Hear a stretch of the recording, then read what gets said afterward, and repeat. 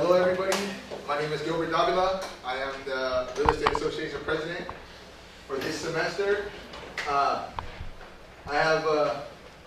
Today we're going over resume building and LinkedIn accounts. I'm sorry to say we were having trouble with a guest speaker this week, so we improvised. And today, thanks to Natalie and Daniel's input, we were just going to go over like a quick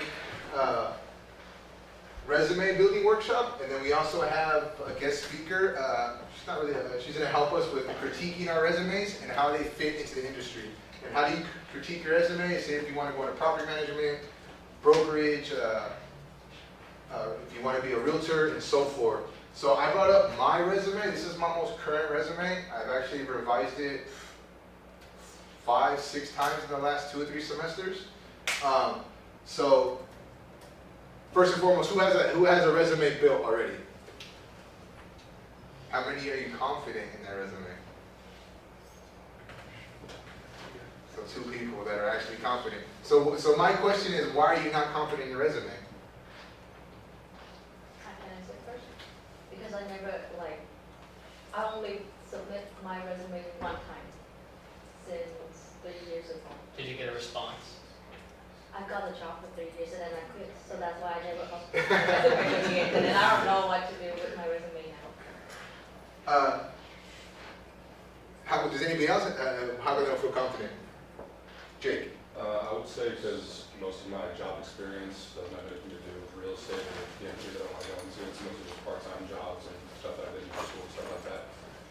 I also agree with Jake as well, because I have insecurities with that as well. But there's also adaptable skills that you learn from every job you've ever been to, and they can roll over to a job in real estate, a job in any facet of real estate. So it's just pretty much curbing those skills and soft skills into that narrative on your resume. And I know it's pretty hard to do, but if you want it bad enough, you're going to reach for it. So I am not very good at this either. This resume took me, like I said, like 4 or 5 times just to revise.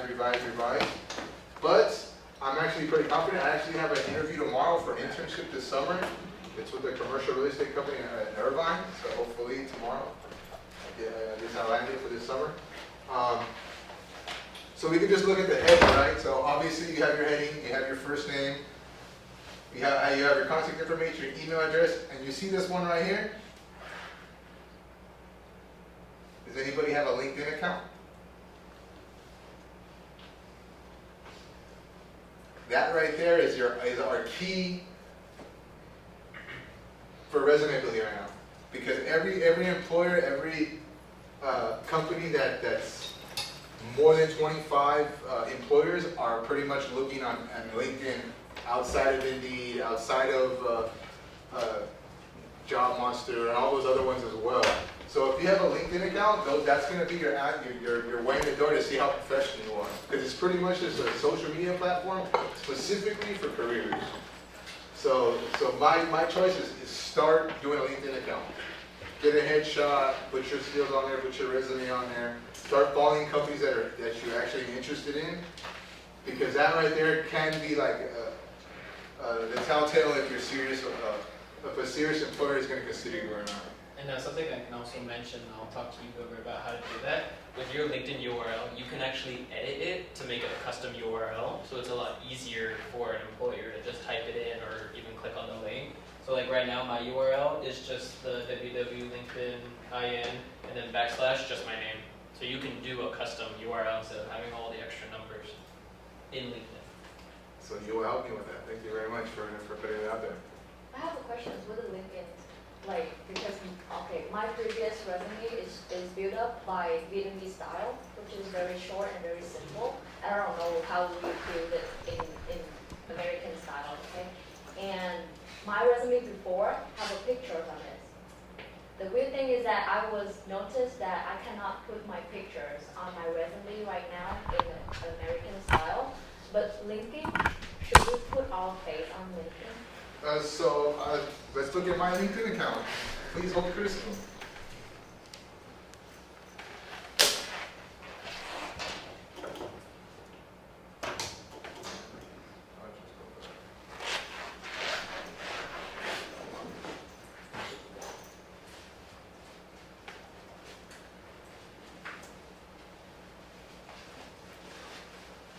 So for LinkedIn, you actually have to have a picture. But like for your actual resume, a large majority of people don't read your resume anymore. Don't read your resume anymore. I forgot the exact acronym is it, but it's pretty much goes to a software, and there's key words that this software looks at that match that job description.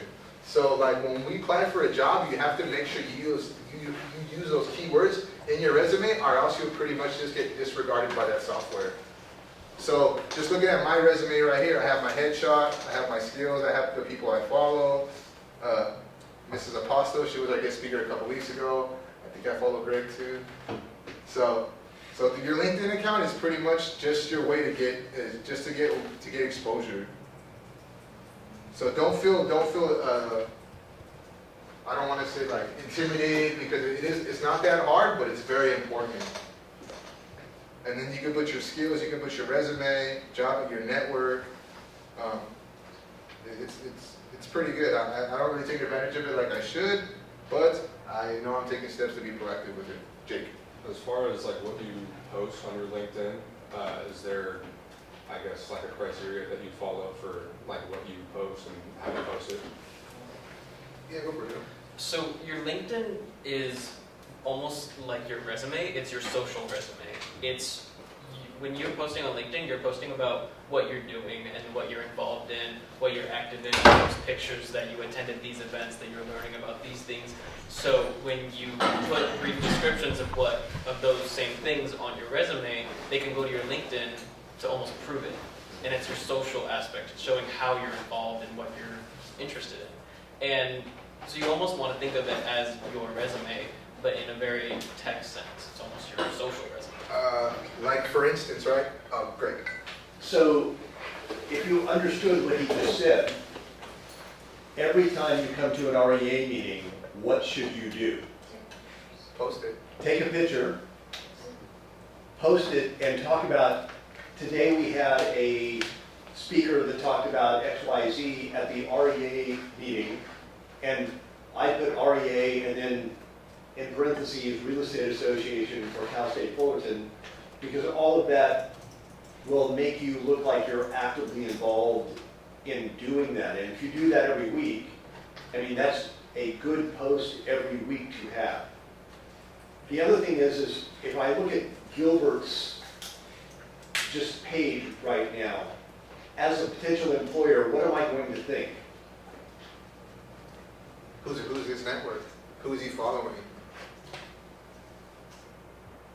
I'm going to look at it and say, he's only got 27 connections. He must have started this yesterday. It's only people I know. And so, I mean, if you only have 27 connections, what's one of the first things you need to do is say, oh, let me start looking for real estate companies, start following people. The first thing I would do is just follow all of the professors at Cal State Fullerton. You can build a network and then look for alumni for Cal State Fullerton. And you can start building a network, but you want to try and actually show you're demonstrating that you understand the value of networking by building connections. Actually, no, write that down. That's great. And for a follow-up, I've only posted very few postings myself, Greg, but when I did this Argus software course and I actually got my certificate, I actually did post that. Just to show like my academic endeavors specifically in real estate. So And since then, you've just said, oh, I'm not going to post ever again? I'm just pretty much.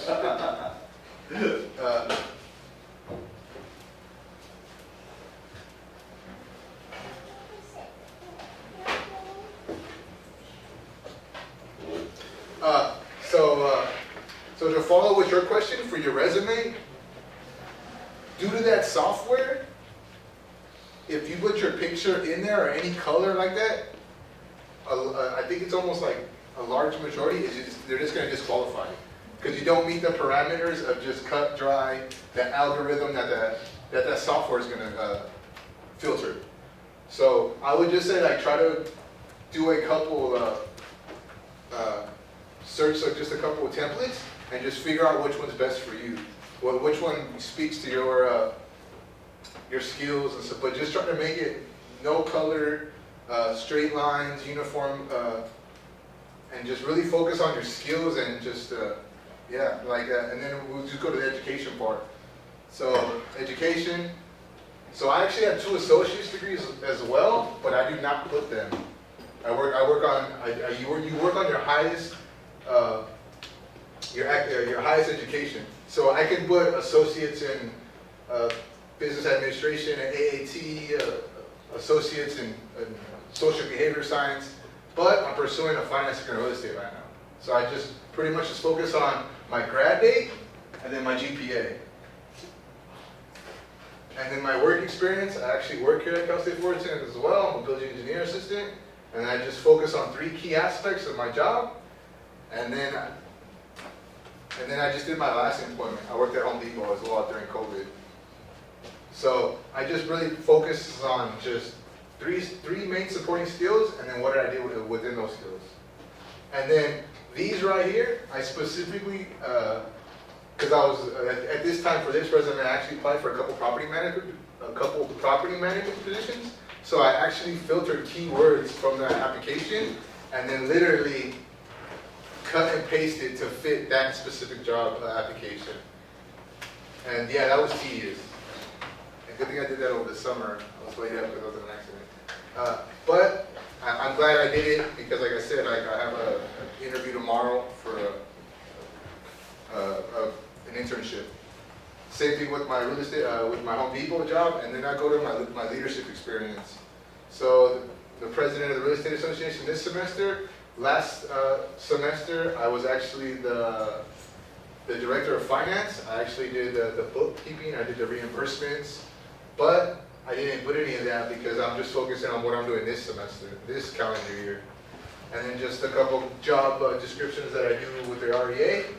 And then once again, I made that specific towards how I could put keywords to fit that property management position. And then also my memberships. I am a member of the REA. I'm also a CCM ambassador. I've actually been since I came to Cal State Fullerton, which was spring 2023, and IRM as well, spring 23. And then, oh, that's wrong.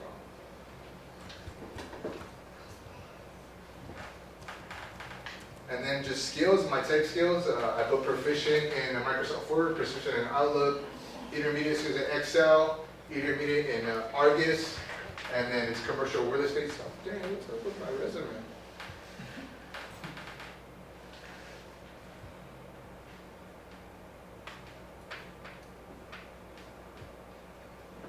And you're supposed to make it just one page, like cap one page. Anybody has questions? Anybody feel confident to share their resume now? I have questions. Sorry, I have a lot of questions.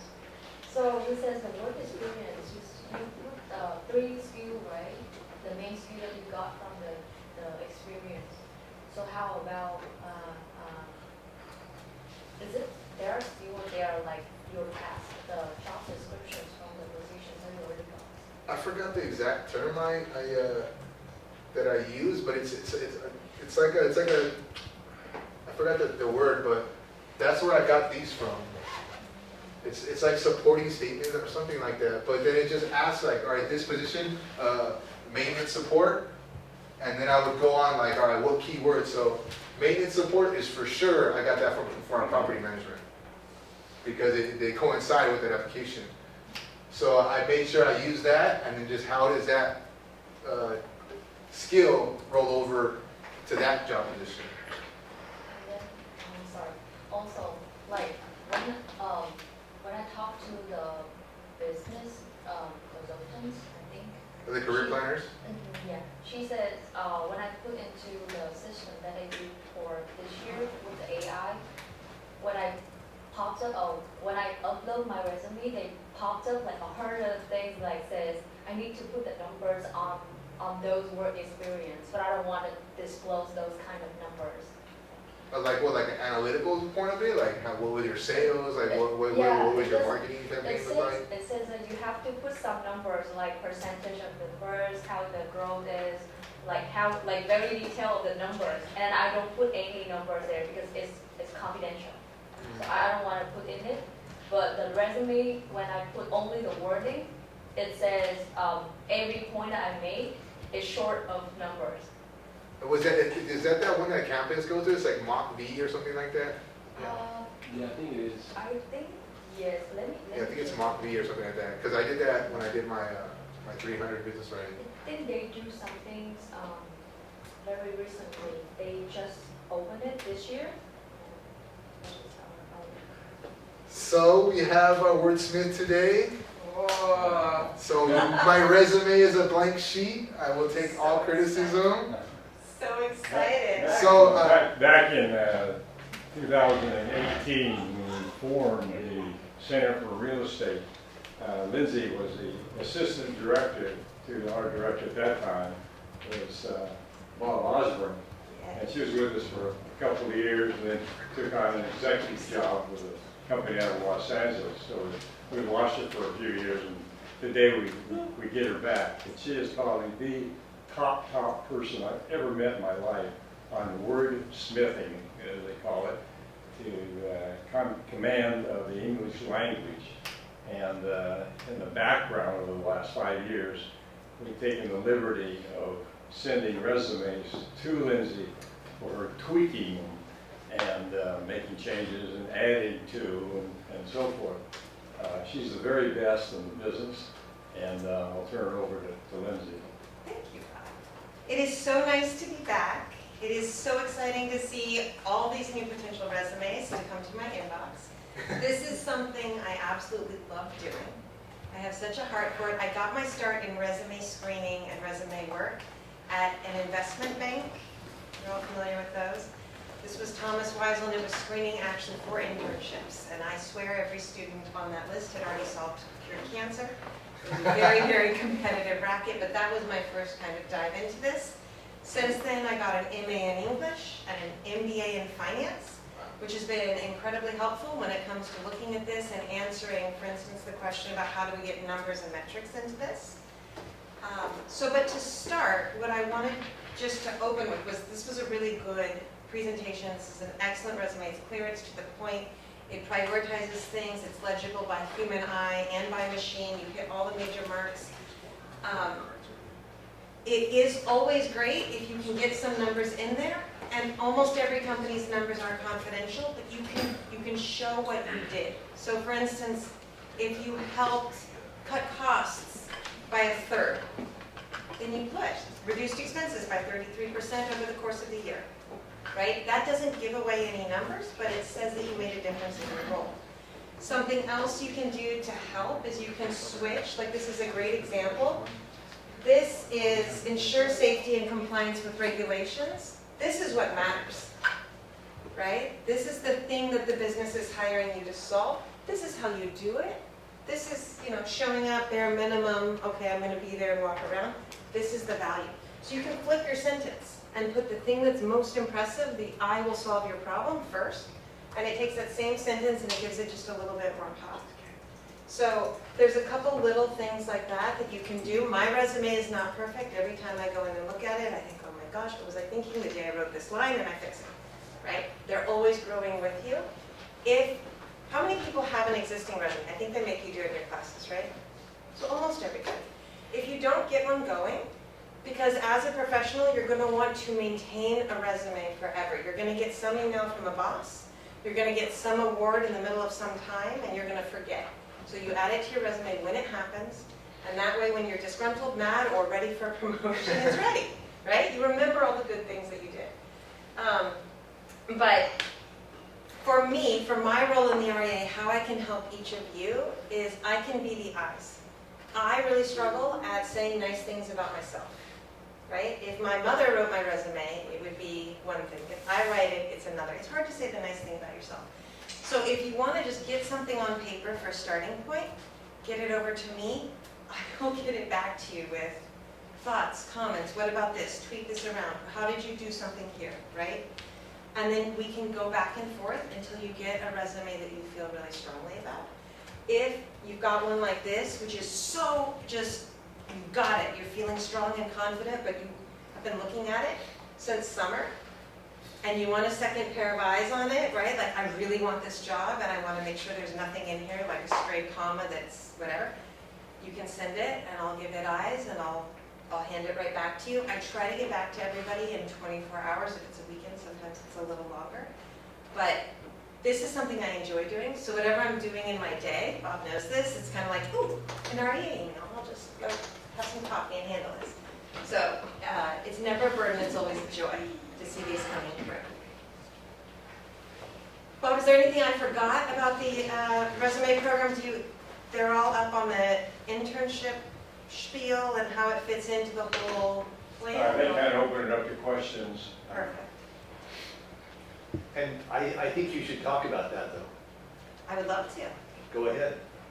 Okay, so I don't even remember what year this was, but we have started, and I believe are maintaining a program here for internships, which are that very first way to really have an impactful resume by the time you graduate, and to know that the job you're stepping into is one that's going to bring you joy and create a space where you can thrive, right? Because it's one thing to say, I've got the skills, it's another to actually want to do the job. So internships are a great way to experience different aspects of the business. And what the REA has done is they have created one of the most successful internship programs in the nation. When I left, we were at 99% placement, and that was only because we were working on one, right? And these are at absolutely, I would have killed to have started my career in these firms. And the way that we do it is we get your resume up to snuff. We give you the experience, you know, in joining the memberships, right? You want to be in all of those groups, IROM and BOMA and all of that. We get your resume looking good, and then we use the network that the REA has. So the folks Bob knows, the folks, right? Everyone who sits on that board, they will go out and they'll say, I have a promising young student who is looking for an internship in commercial real estate, or maybe you want to do mortgage origination, or whatever it is you want to try out. And we'll send them out. We don't send them to the bottom, like to the recruiter. We send them directly to the CEO of that company. This is an ask from someone who's already proved their chops, making an ask on your behalf. This is a direct peer-to-peer ask. This is not coming up through the typical channels.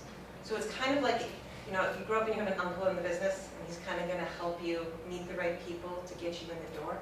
This system is designed to help replicate that. Maybe you've come from out of state, maybe your family's not in this business, maybe whatever your thing is. This is to help get qualified, interested students placed in firms that will help fast track a career.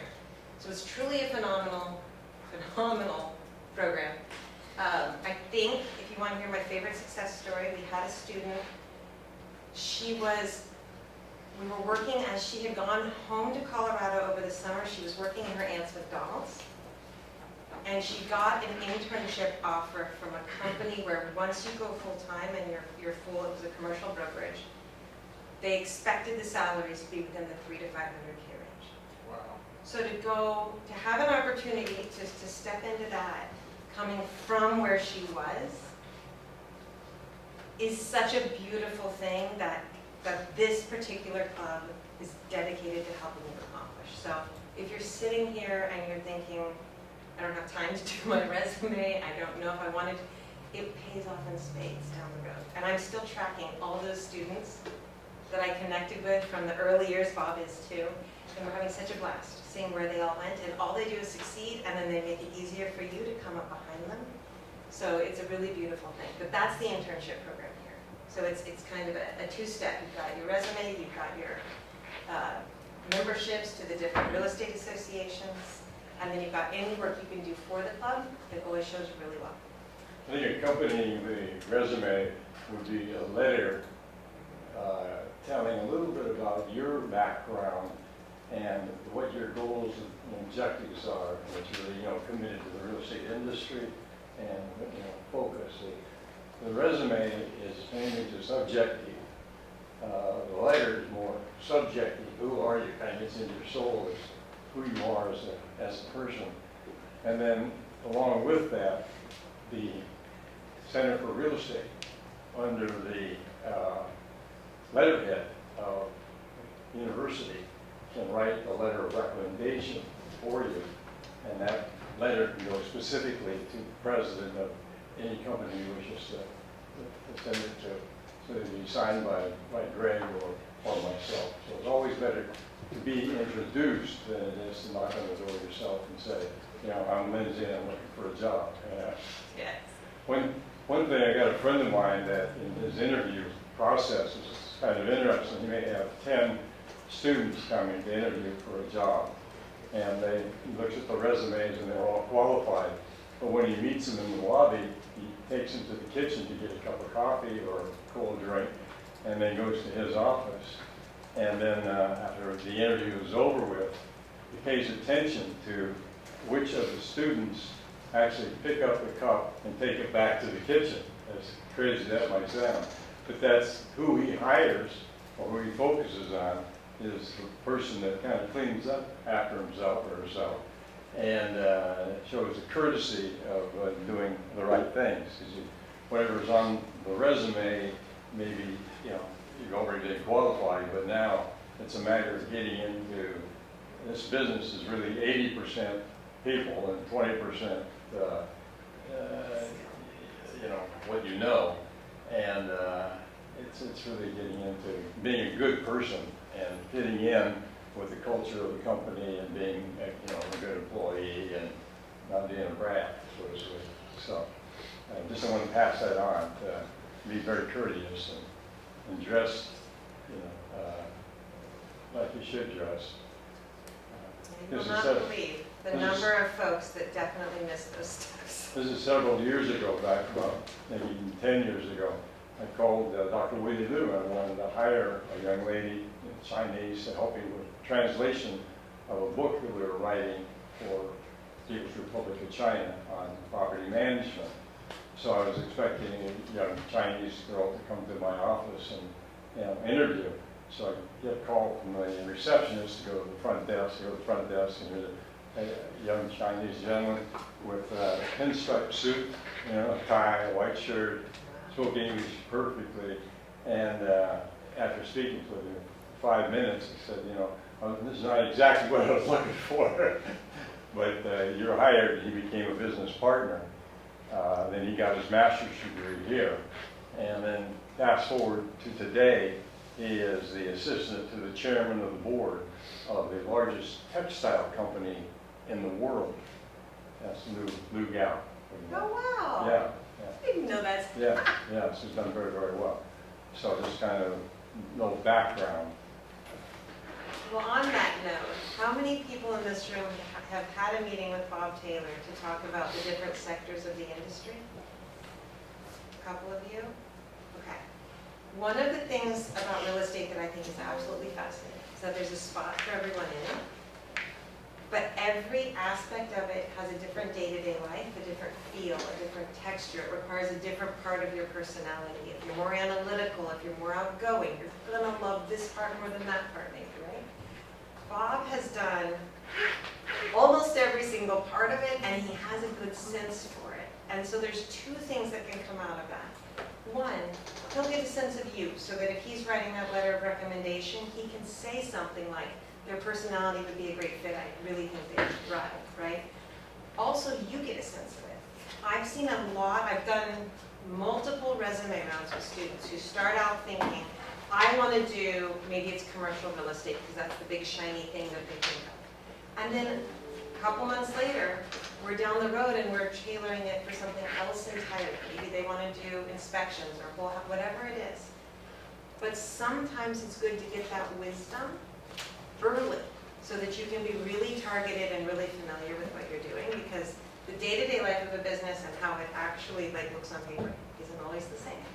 So I highly recommend doing that if you're thinking of starting down this path. Yeah, You're still offering those, right, Bob? Yeah, I'm not available pitching to something you're counsel. not selling. Many of you have already met with you in my office, Perfect. and you spend about 2.5 hours kind of going into your background, what you really want to do, rather than when you graduate, you've got 10,000 resumes and you just fly them out shotgun. We want to really focus on what you want to do and then target that particular industry and target what companies that you would like to go to work for. Any other questions on the subject of taking this degree and turning it into money? I mean, a fulfilling career. So I'll be vulnerable enough to say, like, how would you look at my resume right now and compare it? Because you said you went over internships when you were working at the commercial bank. So how would you look at my resume? Because I was gonna ask students to see if they were gonna want to be vulnerable enough to just take some Q&A for it, and just how can I improve, and maybe they can ask questions vicariously through me. Oh, you are. That is brave and amazing. Kudos to you. Well, the first thing I do when I look through it is I just look, is it laid out in a way that makes sense, and yours does.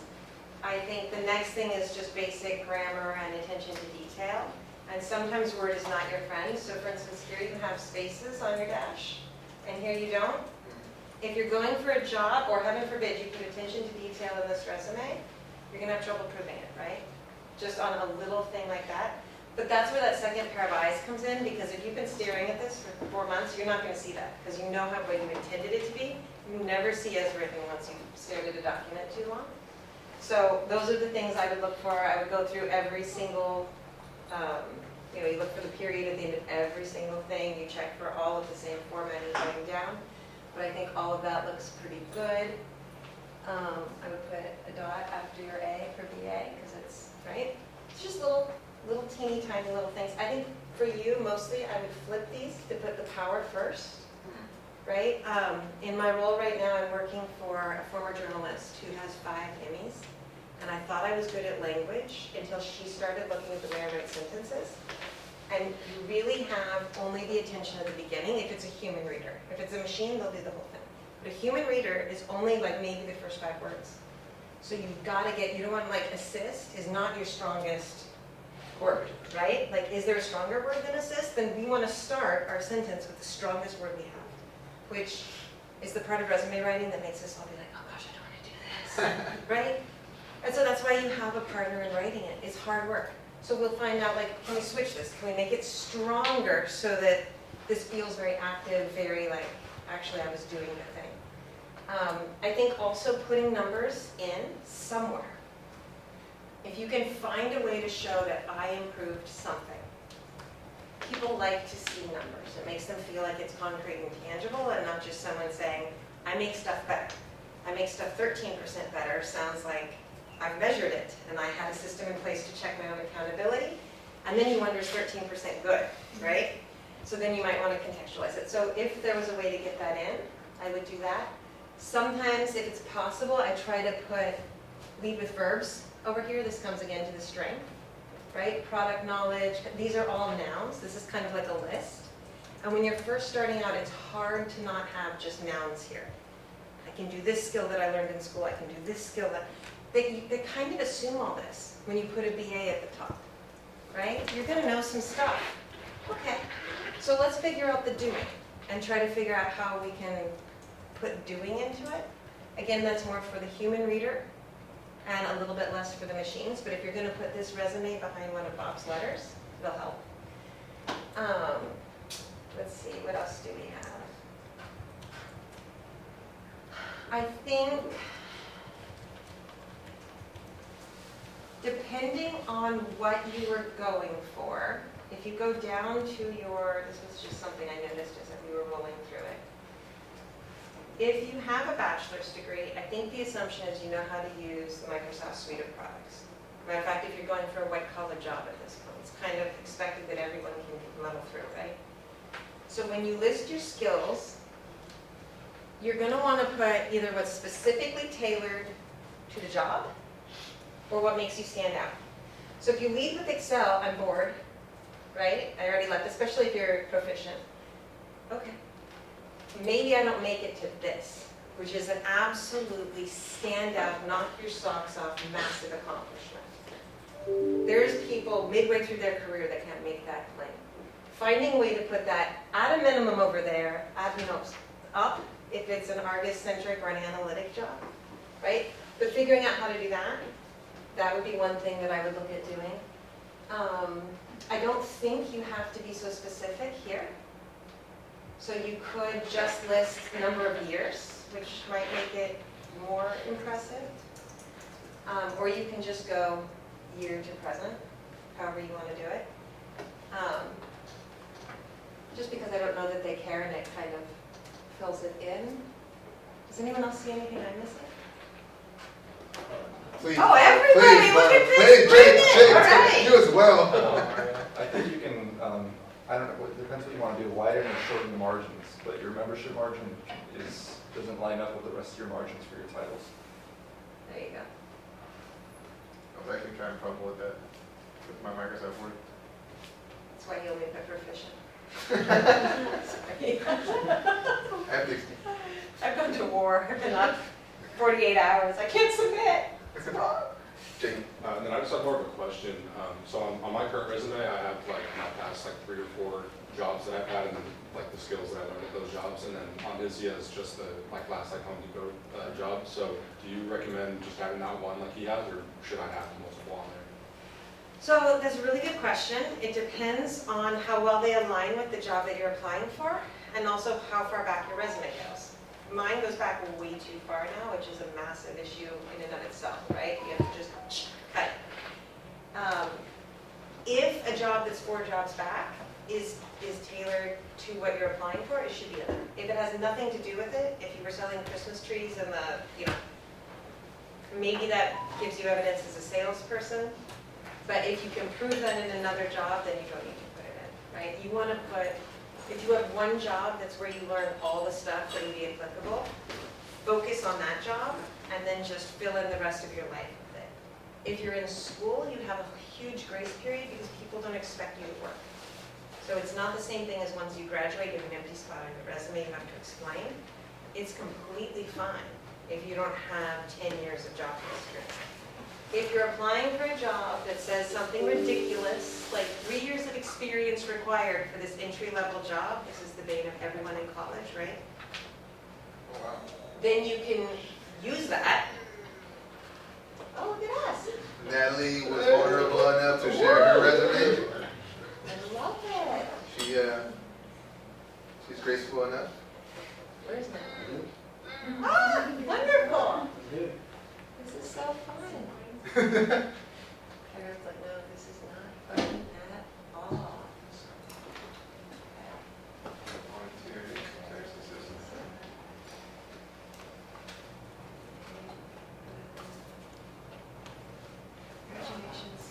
Okay. So like, one of the things is you could just take this, pop it over here. You could save yourself a line. I don't know if you're having trouble fitting everything in, but that's one. I think, okay. So if I was to look at this job title, this is something that a lot of people do.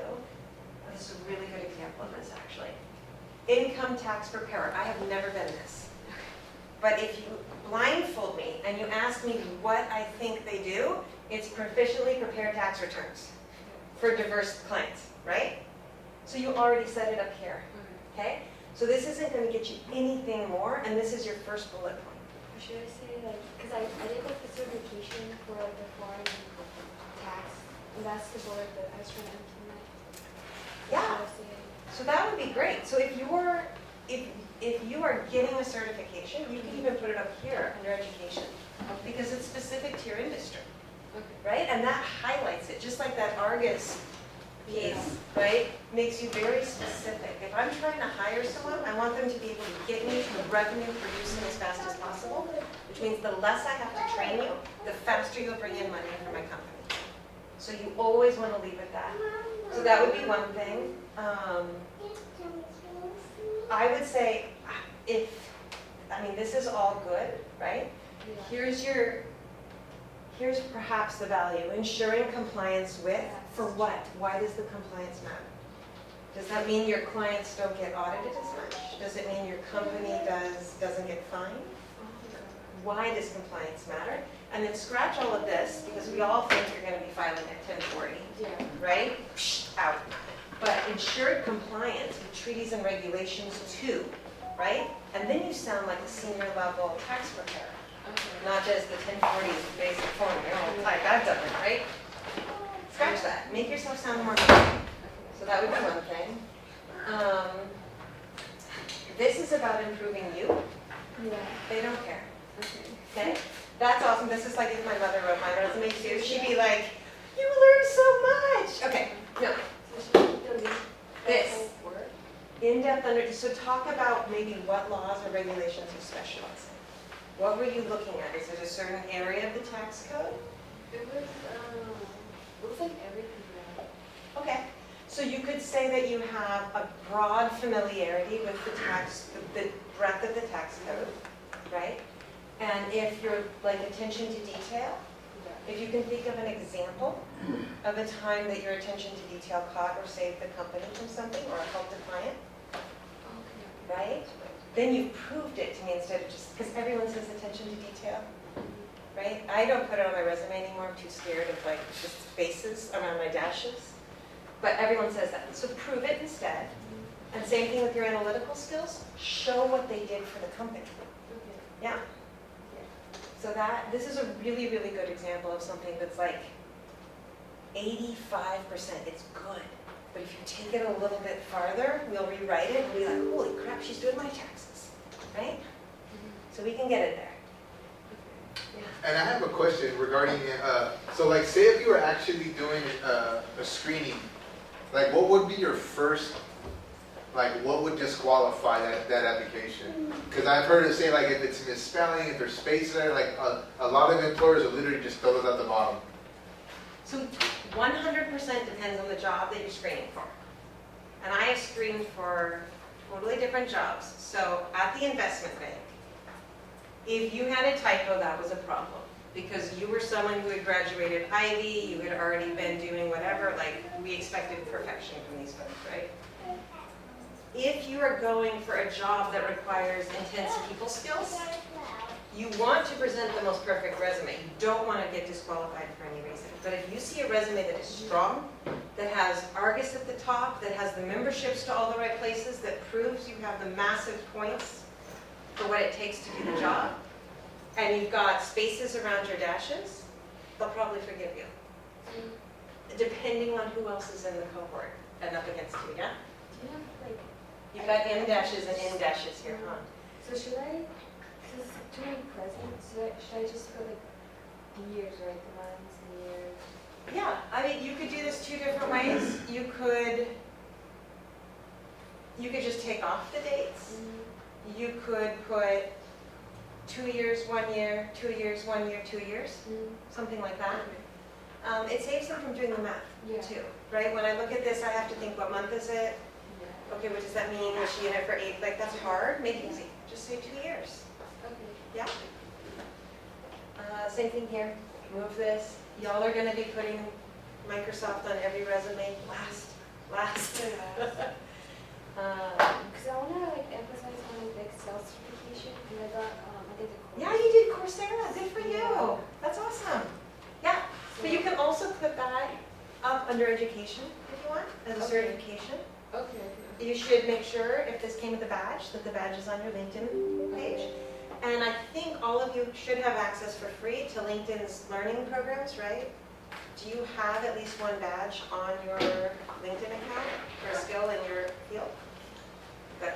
Because while that's free, that's wonderful to have. People, suddenly instead of just everyone saying it, because people will lie, they'll say they're an expert in Excel when they're just better than their brother. You know, it'll really build your credibility, especially if they take that extra step and actually go to your LinkedIn profile and check.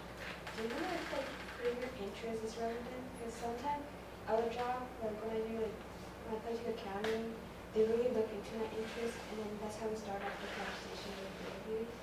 Then it might be something that's specific to that industry. If you've had success with it, yeah, keep it.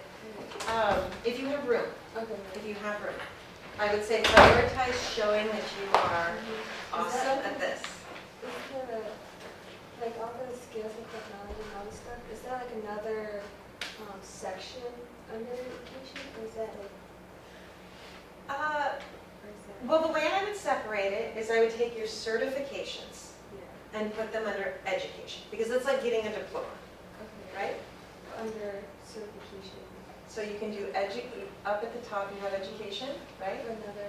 So you can just enter a second, like if you move this up, then you could say Coursea, and then you could enter instead of BA, it would say certification in da-da-da.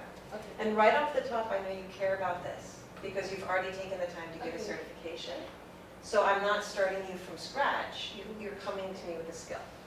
And that makes this more believable when I read it. I have a question about the memberships. So for Nana, she just listed hers, but was it all right if I like went into detail about what I did in those membership roles? Yeah, especially if you're doing something of value. If you're just gonna say attended meetings and networked, no. But if you're doing something, right, absolutely, they could be like a job. I had, when I was not here, but at Vanguard University, we had a student in marketing. She was really gifted at people. She wasn't as into book learning. And what she decided she was gonna do is she was gonna join the marketing association, and she was gonna volunteer for everything. They were putting together an event, she was there early. They needed someone to fold brochures, she was there. She sat next to all the CEOs of every marketing firm because they were the ones that were out trying to make this happen.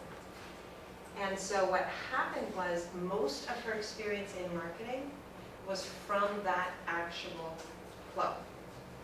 But it was very pertinent because they started giving her assignments, so it became very pertinent. She actually got a job at the #1 marketing agency in Orange County, right out the gate, and her career has just been like, hi.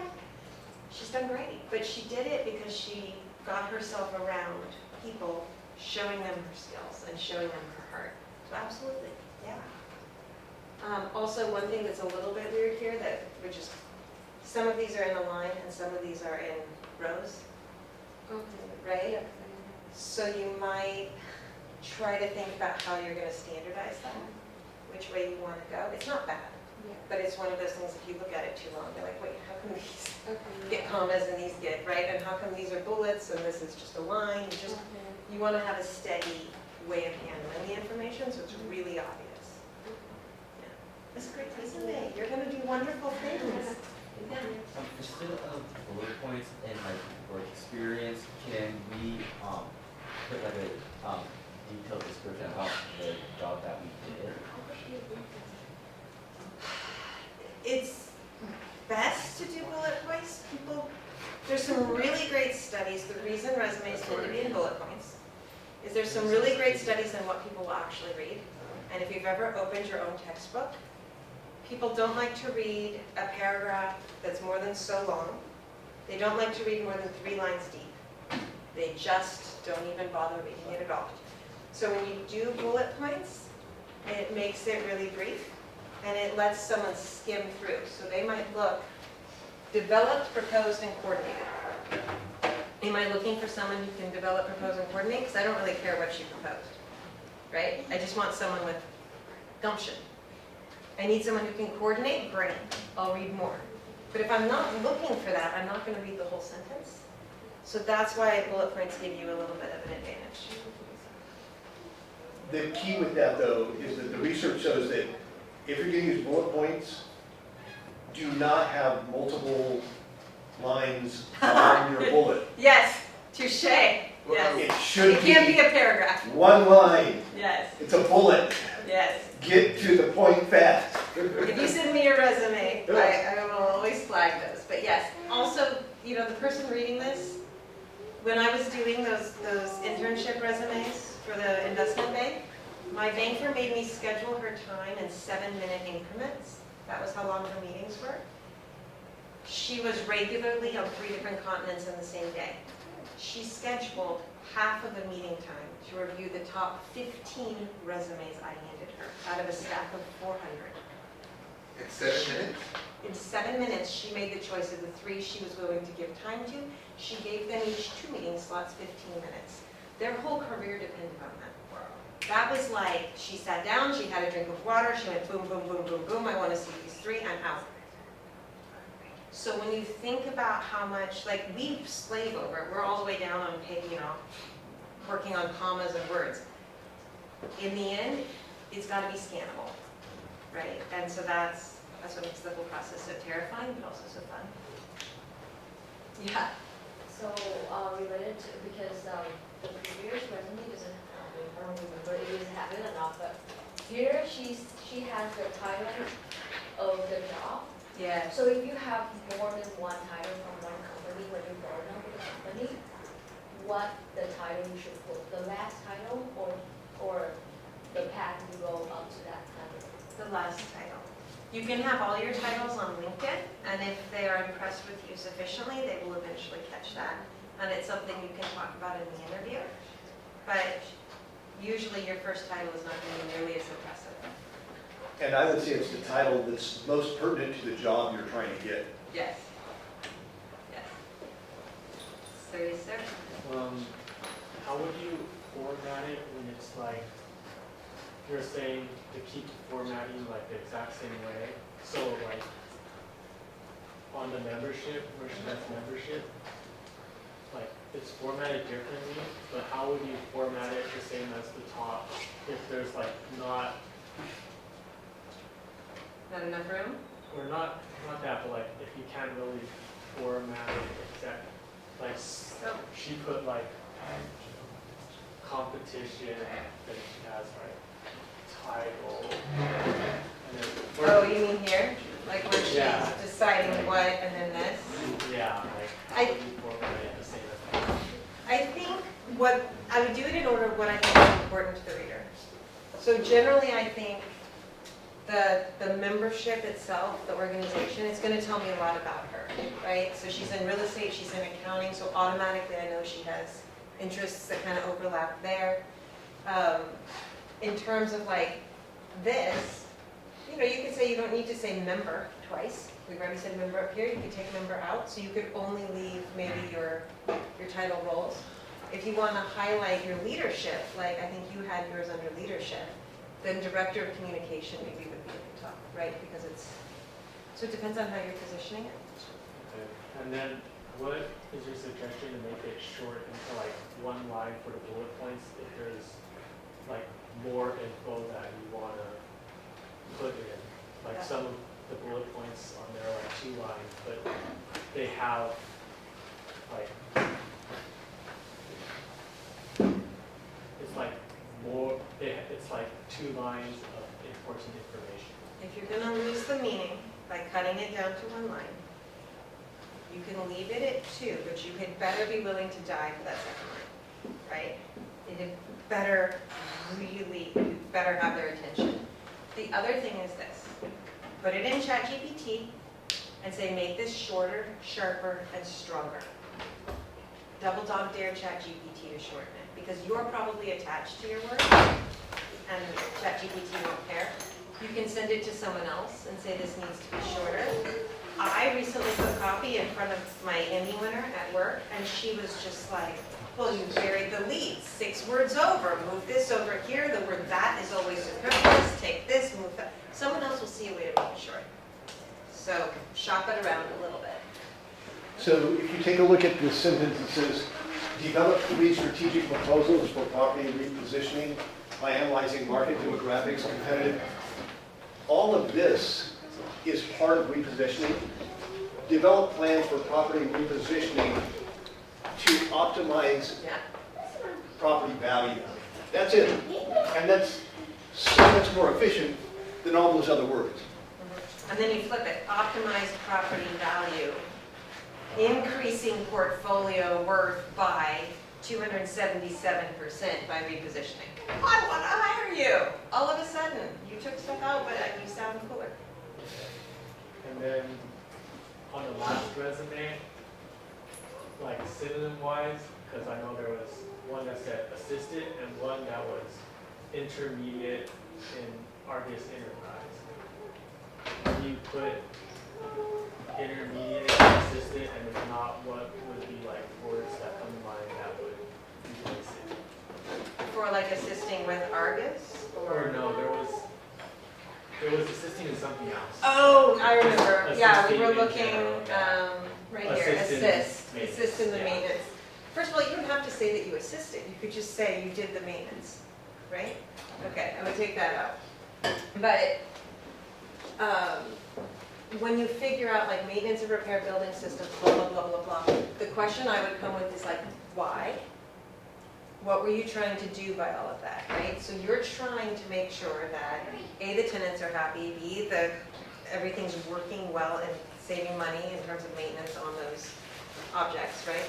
So if you think about why you're bringing it up, not just, hey, I know my way around an air conditioning system, but like, why did it matter that it was maintained? That can sometimes get you a back way into saying, I know all about this, but you've given it context. I think something I could also just add on like the descriptions too is when you put like assistant maintenance and repair build systems. I think like the question maybe a recruiter might want, or someone that's reviewing a resume might ask is, how did you do it? Did you diligently assist? Did you productively? Did you add a description word, do you think?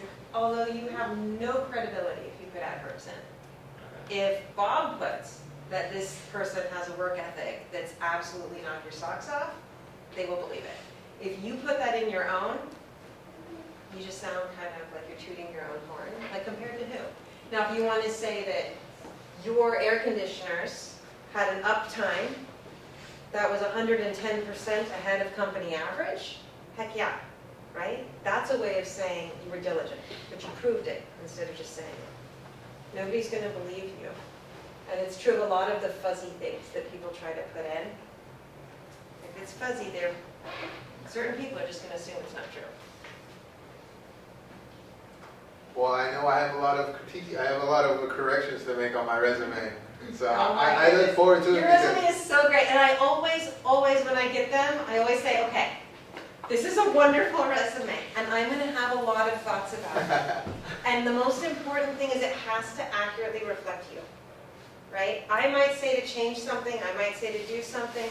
If it's not an accurate reflection of you, you don't want to do it, because you want to get a job that wants you, not me, not someone else. They want you and your skills. So always take it with a grain of salt, but also position yourself to be absolute best foot forward and look stellar when you're on paper. I think this is really, it's good. I have a question. Yes. If you want to apply to a new job with, and you don't want to go with the one that you have the experience, like the previous job that you have the experience, what should you put in the experience? Is it because you don't want your current job to know that you're seeking, or because you are, for instance, being fired or had a bad separation? No, it's not at all, but just like I want to move some things like different. So it's kind of like I want to learn something else instead of, I mean, like, maybe I do have like two resumes, one with the current career path, which is I already have like experience, and another one I want to build up on other things. So I maintain my resume, I have a master resume, which is every job I've ever done and every bullet point I ever wrote for anything, because I hate rewriting my bullet points. And then I pull them out, and I have, this one is for real estate, this one is for universities, this one is, right? You can tailor what you've done, and that's totally fine. I don't recommend that you change the job, because when someone calls to verify your employment, they're going to be able to find out the dates that you were employed, and they're going to be able to find out the job title if you work there. So if you start futzing on that, you're going to end up in a little bit of pain or have some explaining to do. But you can choose to leave things off, and you can also at the top, when it talks about like objective, you can say, I'm trying to leverage my new degree to pivot my career. People totally understand that, look at that important. Any more questions? Pizza's en route. We had to get it delivered. So This is a comment. Any of you that's interested in having Linsey fine-tune, tweak your resume, just send it to me, requesting Linsey to fine-tune it, and then I will forward it on to Linsey. We'll be ready to rock and roll. mine will be in the email shortly. And we're going to go back to a couple of things. What was Gilbert's suggestion at the very beginning that you should do since you're at this meeting? Post it on LinkedIn. on LinkedIn. So you should go to LinkedIn right now and search for the Center of Real Estate and follow it. Yes. And then there's a post that you should read that was made during class. Yes! I'm so proud of our social media team.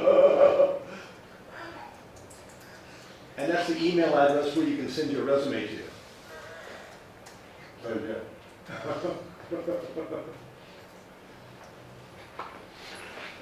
yeah. And for those of you who got value out of today, you should come up to the camera and make a little post that I can post on the REA and the Center of Real Estate website about the value you got here so we can help promote this.